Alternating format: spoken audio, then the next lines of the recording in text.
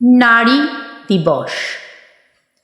সিদ্ধার্থ সিংহ 1857 সালের 8ই মার্চ মার্কিন যুক্তরাষ্ট্রের নিউ ইয়র্ক শহরের একটি সূচ তৈরির কারখানার মহিলা শ্রমিকেরা প্রথম মাথাচাড়া দিয়ে ওঠেন।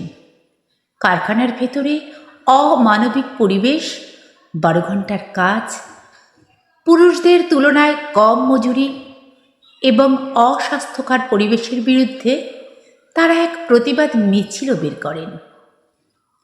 কিন্তু পুলিশ ওই শান্তিপূর্ণ মিছিলে মহিলা শ্রমিকদের লক্ষ্য করে নির্বিচারে গুলি চালায়, বহু মহিলা শ্রমিককে আটক করে।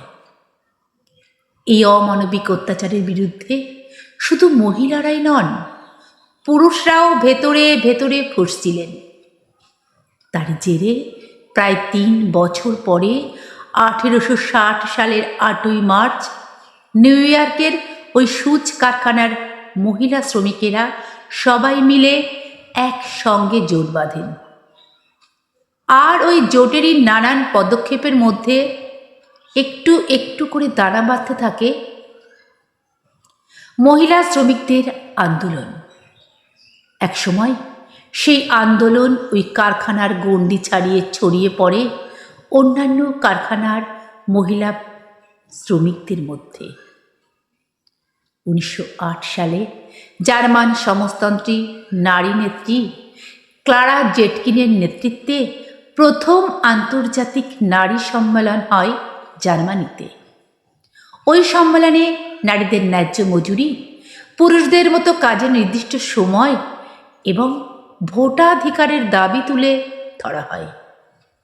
ওই বছরই মানে 1908 সালে socialist party of America new ইয়র্কের বস্ত্র শ্রমিকেরা তাদের কাজের সম্মান আদায়ের জন্য, মানে নির্দিষ্ট সময় অনুযায়ী কাজ এবং তার জন্য পুরুষদের সমান বেতন, এই দাবিতে শুরু করেন হরতাল।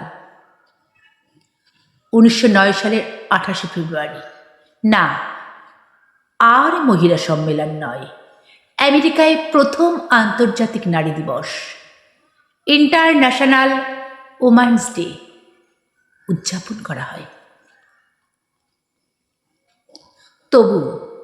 তবু সারা বছর ধরে মেয়েরা যতই অবহেলিত, বঞ্চিত এবং অন্যায়ের শিকার হন না কেন, বছরের অন্তত এই একটি দিন, শুধু এই একটি দিন মানে এই 8ই মার্চ আমরা মনে প্রাণে মানার চেষ্টা করব, নারীরাই বস।